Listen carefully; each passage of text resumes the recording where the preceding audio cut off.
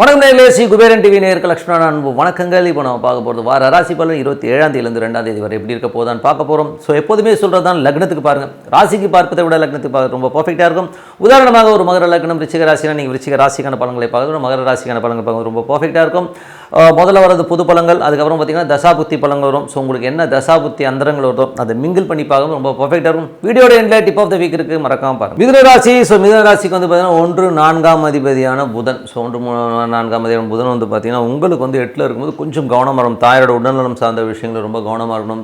நிலபுலன்கள், வண்டி வாகனங்கள் சம்மந்தமான விஷயங்கள், சின்ன சின்ன தலைவலிகள் வருவதற்கான வாய்ப்பு ரொம்ப கவனமாக இருக்கணும். மற்றபடி வந்து பார்த்தீங்கன்னா உங்களுக்கு வந்து 2ஆம் அதிபதியான சந்திரன் வந்து பார்த்தீங்கன்னா சிறப்பான ஒரு வாரத்தின் முற்பகுதி ரொம்ப சிறப்பாக இருந்ததுன்னா புதன் வியாழனில் மட்டும் சின்ன சின்ன ஸ்ட்ரெஸ்ஸஸ் வருவதற்கான வாய்ப்பில் ரொம்ப கவனமாக இருக்கணும் ஒரு காலகட்டங்கள்.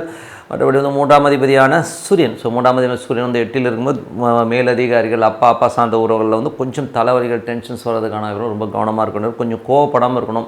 அவங்க பண்ணுறது வந்து ரொம்ப எமோஷனாக கத்துற மாதிரியான விஷயங்கள் ஏற்படுறதுனால கொஞ்சம் எமோஷன் ஆகாமல் இதுவும் கடந்து போகன்ட்டு இருந்துருங்க. அதுதான் ரொம்ப நல்லது. மற்றபடி வந்து 4ஆம் அதிபதி. ஸோ 4ஆம் அதிபதி புதனும் வந்து உங்களுக்கு வந்து பார்த்திங்கன்னா 8ல் இருக்கும்போது நிலபுலங்கள், வண்டி வாகனங்கள், தாயார் சம்பந்தமான உறவுகள் வந்து கொஞ்சம் கவனமாக இருக்கணும். அதில் நிறைய வாய் சண்டைகள் இந்த மாதிரி வர்றதுக்கான வாய்ப்புகளும் கொஞ்சம் கவனமாக இருந்துக்குங்க. மற்றபடி வந்து பார்த்திங்கன்னா உங்களுக்கு 5ஆம் அதிபதி. ஸோ 5ஆம் அதிபதியான சுக்கிரன், 5 12ஆம் அதிபதி சுக்கிரன் வந்து பார்த்திங்கன்னா உங்களுக்கு வந்து 9லிருந்து இப்போ 10க்கு போகிறாருங்க.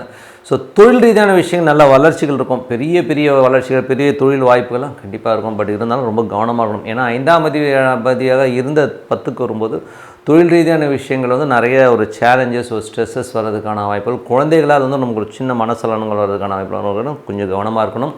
மற்றபடி வந்து இப்போ வேறு ஒன்றும் இல்லை, அது மட்டும் கொஞ்சம் கேர்ஃபுல்லாக இருந்துக்கும். ஏதாவது வந்து ஒரு எக்ஸீடாக வந்து பெரிய லெவலில் இன்வெஸ்ட் பண்ணுறது, பெரிய லெவலில் வந்து பண்ணுறதெல்லாம் வந்து கொஞ்சம் தவிர்த்துக்கிறது ரொம்ப நல்லது.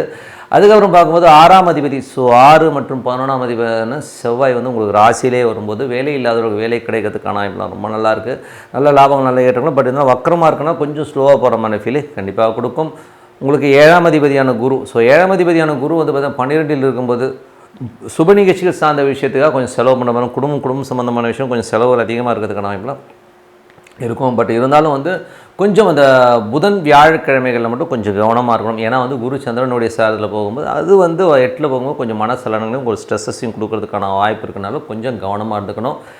அதுக்கப்புறம் பார்க்கும்போது உங்களுக்கு 8ஆம் அதிபதி சனி 9ல் இருக்குது. ஸோ தந்தை சார்ந்த உறவுகளாக நம்ம ஒரு சின்ன ஸ்ட்ரெஸ்ஸஸ், டென்ஷன்ஸ் வரதுக்கான வாய்ப்புகள் இருக்குது.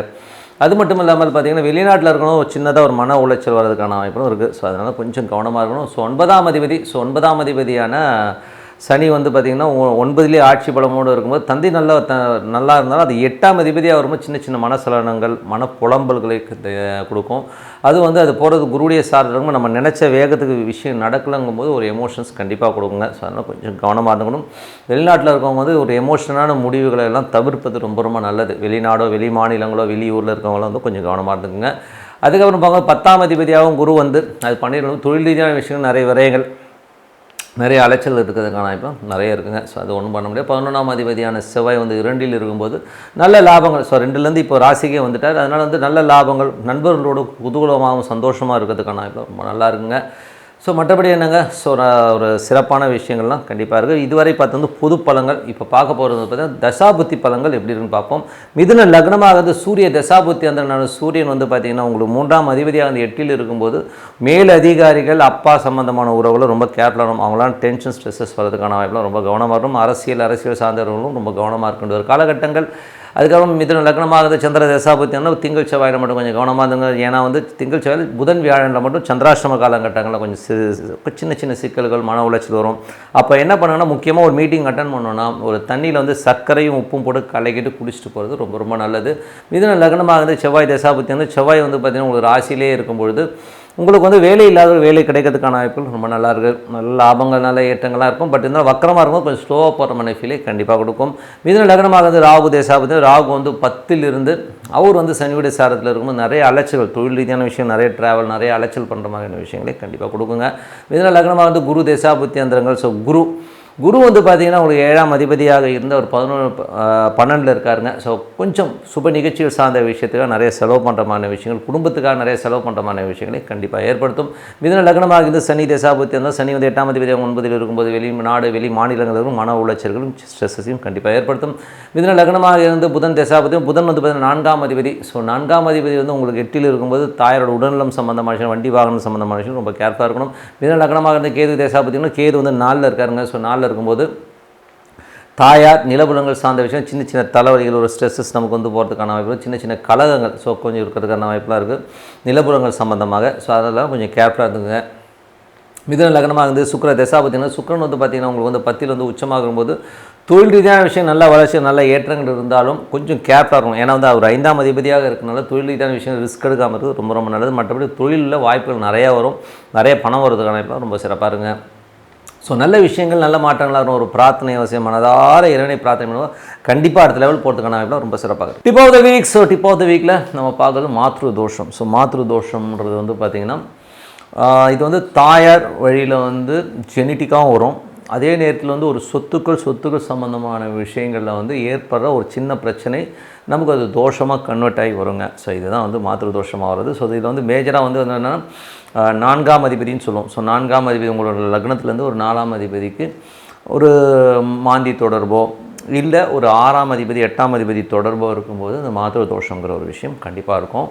அது வந்து சொத்துக்கள் சம்மந்தமான விஷயங்கள் இருக்கும்போது நமக்கு வந்து தாயாருக்கும் நமக்குமே நிறைய டிஃப்ரென்ஸ் ஆஃப் ஒப்பீனியன் வரும். ஸோ அம்மாவை விட்டு நம்ம பிரிஞ்சு போகிற மாதிரி விஷயங்களெல்லாம் வந்து இந்த மாத்ரு தோஷம் கொடுக்கும். சில நேரங்களில் வந்து பார்த்தா அந்த பூமி மனை வாங்குறதையும் பார்த்திங்கன்னா நிறைய ப்ராப்ளங்களை வந்து இந்த மாத்ரு தோஷங்கிறது கொடுத்துரும். ஸோ ஏன்னா 4ஆம் இடம்னும்போது அதையும் பாதிக்கும், இல்லை இதில் ஒரு பாதிக்கும் வச்சுமே ஏதோ ஒரு செக்டாரில் வந்து நம்ம கையை வைக்குங்கிறது தான் உண்மையான விஷயம். அதுவும் பார்த்திங்கன்னா சில ராசிகளுக்கெல்லாம் பார்த்திங்கன்னா 4ஆம் அதிபதி வந்து உங்களுக்கு வந்து பாதகாதிபதியாகவும் வந்துடும். ஸோ உதாரணத்துக்கு சொல்ல போனோம்னா கும்ப லக்னத்துக்கு பார்த்திங்கன்னா 4 9ஆம் அதிபதி சுக்கிரன் பாதகாதிபதி தான். ஸோ அந்த மாதிரி பாதகாதிபதியாக 4ஆம் அதிபதி வரும்போது இந்த தோஷம் வந்துடும். ஸோ இதெல்லாம் வந்து ஜெனட்டிக்காக வரும். சம்டைம் வந்து நம்மளோட ஃபோர் ஃபாதர்ஸில் வந்து யாராச்சும் ஒரு ஏடாகுளம் பண்ணியிருப்பாங்க, இல்லை நம்ம அப்பா அம்மாவே வந்து ஒரு சில தவறு பண்ணுறதுனால அதனால் ஏமாற்றி சொத்தை பிடுங்கி வைக்கிறது, ஸோ ஏதோ ஒரு விஷயங்களில் வந்து நம்ம மாற்றுறது, அம்மா வழி சொந்தத்தில் வந்து எவனையா போட்டு தாக்குறது, சொத்துக்காக ஏமாத்துறது, இந்த மாதிரி விஷயங்களால் வந்து வர சாபங்கள் வர கோபங்கள் தான் வந்து மாத்ரு தோஷமாக மாறும். ஸோ இதுக்கு வந்து நம்ம என்னங்க பண்ணலாம்? ஸோ இதுக்கு வந்து காரகதை. ஸோ 4ஆம் அதிபதி தாய் சார்ந்த விஷயங்கள் வந்து நடக்கிற இந்த தோஷத்துக்கு பரிகாரம் அப்படின்னு சொல்லும்போது என்னை பொறுத்தவரை வந்து நிறைய நீராகாரங்கள் நீர் சம்பந்தமான பொருட்கள் தானம் பண்ணுறது ரொம்ப நல்லது. ஸோ இந்த நீர் மோர் கொடுக்கறது, தண்ணி பந்தல் வைக்கிறது, இந்த மாதிரி விஷயங்கள் பண்ணுறது ரொம்ப சூப்பர். அப்படி இல்லைன்னா கூட அன்னதானம். ஸோ அன்னதானம் நிறைய பண்ணும்போது நமக்கு வந்து இந்த தோஷங்களுடைய அளவு வந்து கண்டிப்பாக கம்மியாகுங்க. ஸோ நம்ம வந்து அன்னதானம் அதிகமாக இது வந்து நிறைய கோயில்களில் பண்ணுறாங்க, நிறைய விஷயங்கள் அனாத ஆசிரமங்கள் இதெல்லாம் வந்து அக்கார்டிங் டு நம்மளுடைய பிரச்சனைக்கு தகுந்த மாதிரி நம்ம இந்த மாதிரி தானங்கள் பண்ணும்போது இந்த தோஷங்கள் வந்து படிப்படியாக கம்மியாகுங்க. ஸோ எல்லாமே எந்த தோஷமும் வந்து ஜஸ்ட் லைக் தட் ஒரு இங்கிலீஷ் மெடிசன் போட்டால் எப்படி ஜுரம் கம்மியாகுமோ உடனே ஆகாது. இது வந்து நீங்கள் கொடுத்துட்டே வர ஒரு நட்சத்திரமோ ஒரு கரணமோ அந்த ஒரு திதியோ சம்மந்தப்படும் போது இந்த தோஷங்கள் கண்டிப்பாக விலகும். ஸோ அதுவரை வந்து நம்ம வந்து இந்த தோஷங்களை வந்து என்ன பண்ணோன்னா இருக்குன்னா நீங்கள் இந்த பரிகாரங்களை வந்து கண்டினியூவாக பண்ணிட்டு வாங்க. ஸோ ஒன் பாயிண்ட் ஆஃப் வியூவில் வந்து பண்ண நமக்கு அது டிஃப்ரென்ஸ் தெரியும். ஒரு 10% 15% அப்படியே கம்மியாகிட்டே வரும். நெக்ஸ்ட்டு ஜென்ரேஷன் வந்து அது இல்லாமல் போகும். ஸோ அதுக்கான ஒரு ஸ்டெப்பு நீங்கள் கண்டிப்பாக எடுக்கணும். ஸோ இதை வந்து நமக்கு வந்து நிறைய உண்மையான இன்சிடென்ட்ஸ்லாம் நிறைய இருக்குது. இன்னும் வரும் வீடியோஸில் வந்து உங்களுக்கு வந்து உதாரணமும் கண்டிப்பாக வந்து இது பண்ணிவிட்டு வாங்க. அன்னதானம் பண்ணிங்கன்னா இந்த மாத்ரு தோஷங்கிற ஒரு விஷயம் கண்டிப்பாக நம்ம விட்டு விலகும். அது மட்டும் இல்லாமல் ஈஸ்வரனுடைய மனைவி, ஸோ பார்வதியினுடைய சொர்ணாம்பிகை பாலாம்பிகை இருக்கும் இல்லையா, ஸோ அந்த மாதிரி மனைவி இருக்கிற அந்த சொர்ணாம்பிகை பாலாம்பிகை வழிபாடு பண்ணுறதும் ரொம்ப ரொம்ப அவசியம். ஸோ இந்த மாதிரி இந்த 2 விஷயங்களை பண்ணி வரும்போது கண்டிப்பாக இந்த மாத்ரு தோஷங்கிறது வந்து கண்டிப்பாக விலகும். பண்ணி பாருங்கள். பண்ணி பார்த்தீங்கன்னா நல்ல டிஃப்ரென்ஸ் தெரியும் சொல்லிட்டு உங்களிடம் விடைபெறுவது உங்கள் லக்ஷ்மி நாராயணன். வணக்கம். ஸ்ரீ குபேரன் டிவியை பார்த்தமைக்கு நன்றிகள். மேலும் இது போன்ற தகவல்களை தெரிந்து கொள்ள ஸ்ரீ குபேரன் டிவியை சப்ஸ்கிரைப் செய்யுங்கள். மறக்காமல் பெல் ஐக்கானை கிளிக் செய்யுங்கள்.